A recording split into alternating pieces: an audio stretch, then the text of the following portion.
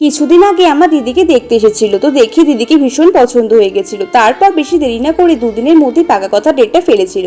সামনে ডেটটা, তার আগেই খবর আসলো দিদির হবু শাশুড়ি নাকি মারা গেছে। আজকে ওনার শ্রাদ্ধ, আমাকে খুব খুব ভালোবাসতো। তা আমি তো শ্রাদ্ধে যাবোই, আমার ফ্যামিলির সবাই যাচ্ছে, আমি তো একমাত্র ছোট শালি, আর আমি তো আমার স্পেশাল লুকটা দিয়ে যাবো, তাই না বন্ধুরা বলো?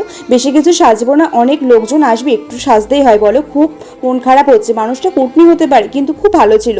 দিদির হবু শাশুড়ি আমার হাত ধরে বলেছিল তুইও আমার আরেকটা মেয়ে। কান্না তো আসছিল না, কি করবো বলো? কেন কি জানি মা বললো হাতের আঙুলে একটু অমৃতাঞ্জন লাগিয়ে যা, সুযোগ বুঝে চোখে ডোরে নিবি। খুব কষ্ট হচ্ছে, কষ্ট পেলে কি হয় বলো? সে কি কখনো ফিরে আসবে? চাইলেও ফিরে আসবে না।